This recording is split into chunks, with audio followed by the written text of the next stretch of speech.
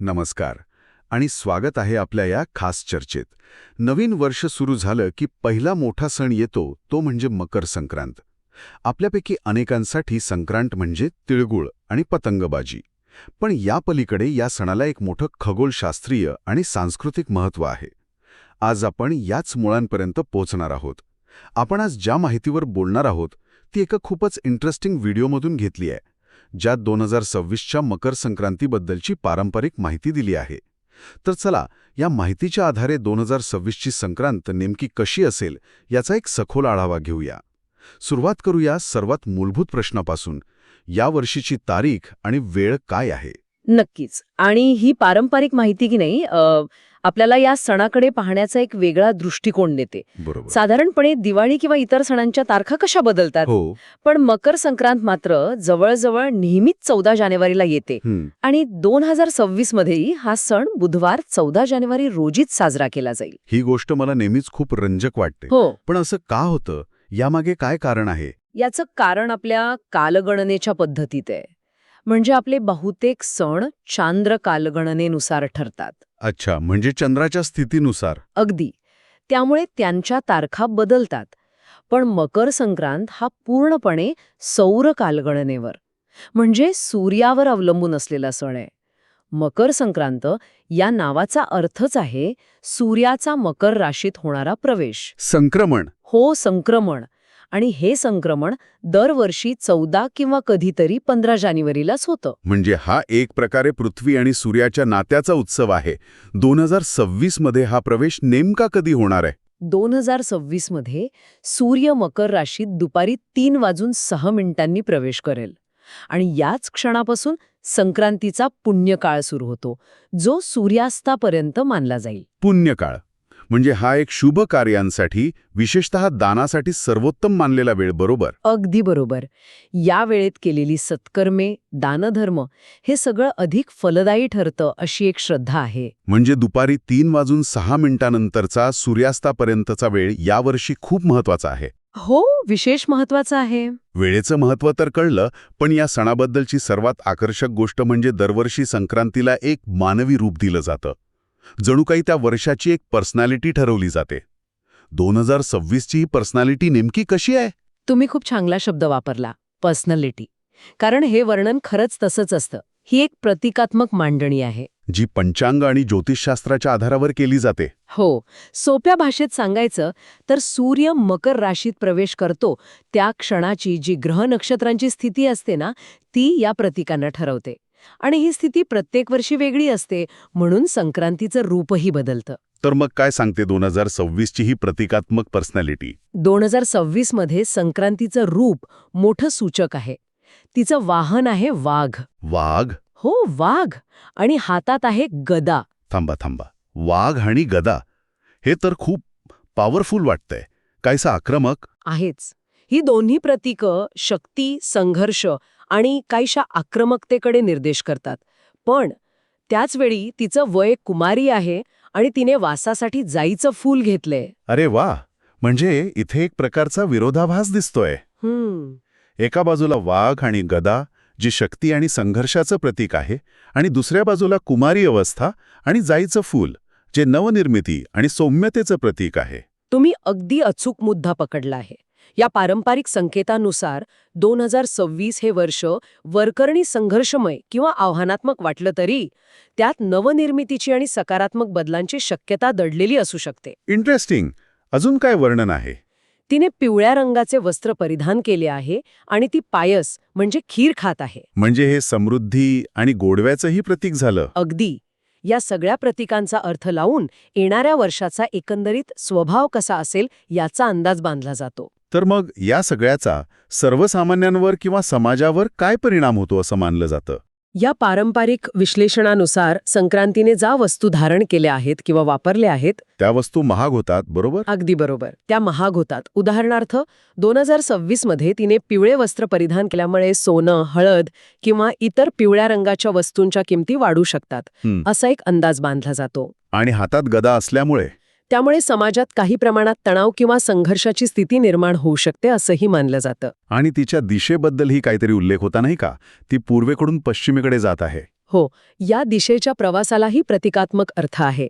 परंपरेनुसार संक्रांती ज्या दिशेकडून येते त्या दिशेच्या प्रदेशातील लोकांना सुख आणि समृद्धी मिळते. अच्छा. या माहितीनुसार ती पूर्वेकडून येत असल्यामुळे पूर्वेकडील प्रदेशांसाठी हे वर्ष लाभदायक ठरू शकतं. आणि ज्या दिशेला पाहत आहे किंवा जात आहे तिथे तिथे काही प्रमाणात अस्थिरता किंवा समस्या येऊ शकतात असा एक संकेत मिळतो. म्हणजे हे एका प्रकारचं प्राचीन हवामान किंवा सामाजिक आर्थिक अंदाज वर्तवण्यासारखं आहे, पण ते पूर्णपणे प्रतिकांच्या भाषेत. बरोबर. हा एक प्रकारचा सांकेतिक भविष्यवेध आहे. याकडे शास्त्रीय दृष्टिकोनापेक्षा पारंपरिक ज्ञानाचा आणि श्रद्धेचा भाग म्हणून पाहिलं जातं. ठीक आहे, तर आपल्याला वर्षाचा एक अंदाज मिळाला, पण प्रत्येक सणासोबत एक गाईडलाईन किंवा रूल बुक पण येतं, काय करावं आणि काय टाळावं. संक्रांतीच्या पुण्यकाळातलं असं रूल बुक काय सांगतं? संक्रांतीच्या काळात दान ह्या गोष्टीला सर्वाधिक महत्त्व दिलं गेलं आहे. पुण्यकाळात आपल्या शक्तीनुसार दान करायला सांगितलं जातं. म्हणजे कशाचं दान?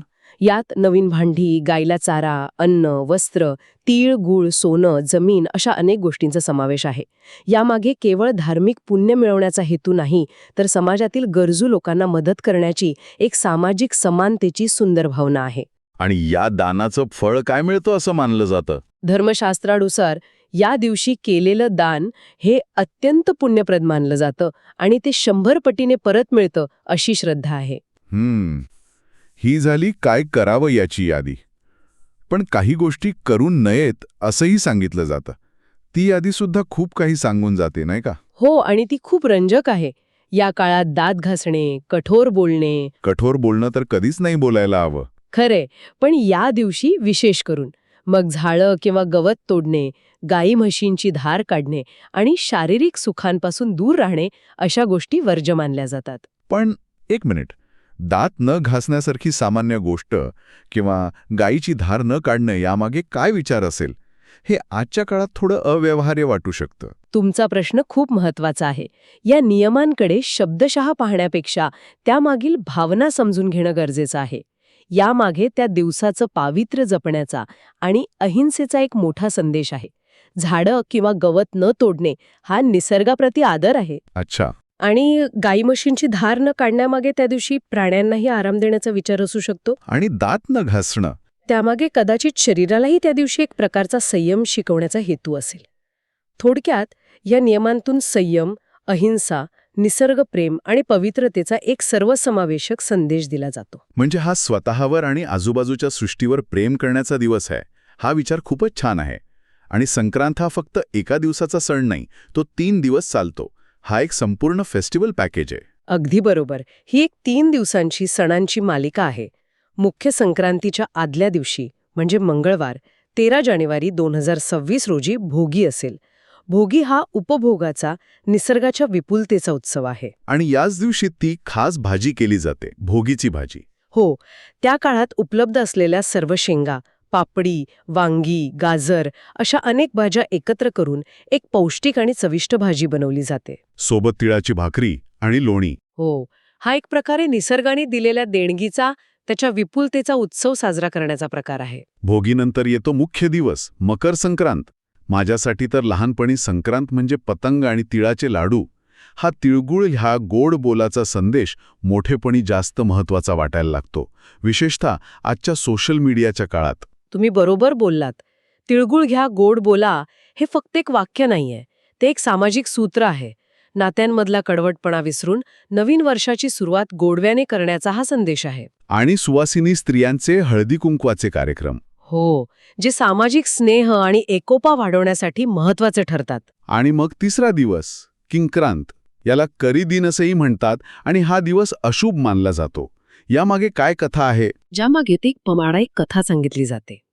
असं मानलं जातं की संक्रासुरा नावाच्या एका राक्षसाने लोकांना खूप त्रास दिला होता. देवीने संक्रांतीच्या दिवशी त्याचा वध केला आणि त्याच्या दुसऱ्या दिवशी किंकर नावाच्या त्याच्या साथीदाराला मारले. म्हणून त्या दिवसाला किंक्रांत म्हणतात. अच्छा, म्हणून किंक्रांत. आणि करी दिन का? राक्षसाच्या वधाशी संबंधित असल्यामुळे हा दिवस करी दिन म्हणून ओळखला जातो.